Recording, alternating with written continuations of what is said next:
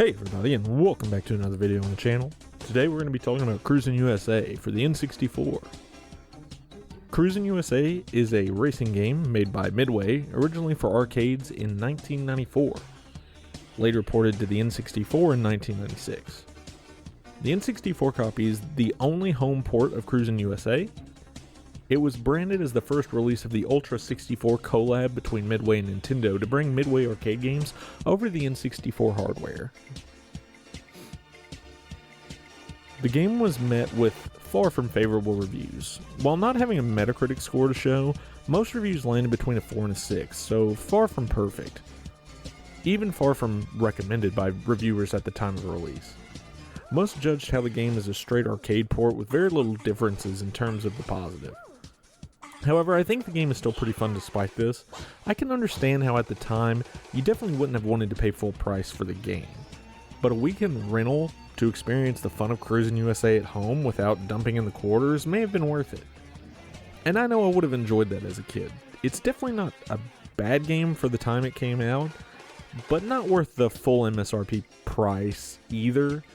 Mediocrity is what comes to mind with this game as I try to view it through the lens of 1996.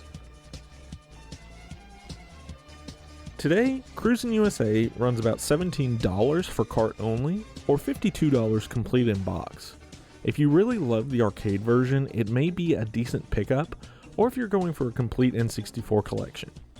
Otherwise, it may not truly be worth that price in my own opinion. Gameplay-wise, it is still definitely fun for what it is. There isn't a lot of difference in the same level of cars you can race as in the game. You do get to unlock new levels of cars that definitely increases the speed, however, and is quite noticeable. The main mode of the game, Cruis'n USA, takes you along 14 tracks from Cali to DC. You do need to get first place to advance after the race. However, even if you fail, you get to restart from the current race. So you don't have to start all the way over, luckily. You can just kind of retry that single race.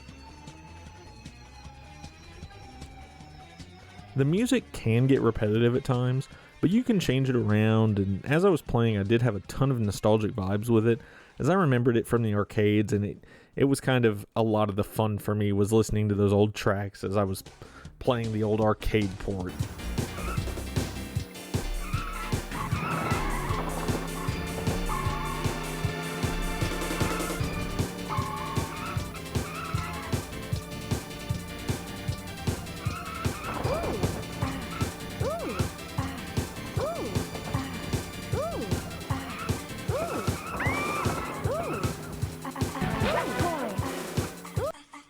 Definitely a bit of bias there for me in the positive, as I found myself almost taken back to how it felt to be in the arcades and play Cruis'n and just hear it in the background. Like, it was kind of a nice nostalgic vibe.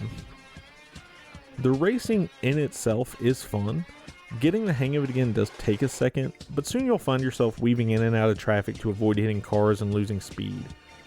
The collision in the game can be definitely unfair at times, with your hitbox slightly extending from the car, and it makes things that look like near misses become collisions. It's more of an annoyance than a true hindrance in my opinion, however. I was able to complete one full run of the game in about 40 minutes. While fine today, I can definitely see why that immediate playtime would be an issue for users paying full price for that game at the time. And while that 40 minutes is very replayable, compared to games like Mario Kart 64 and Wave Race 64, it just doesn't really come close, and users would have been better to spend their money on those games than Cruis'n USA.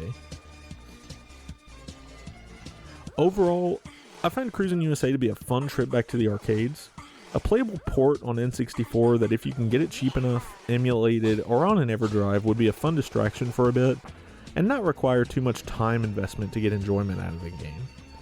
It's definitely mediocre today, worth more as a trip of nostalgia than the thrill of the gameplay itself, and because of that, I would give Cruis'n USA a 5 out of 10.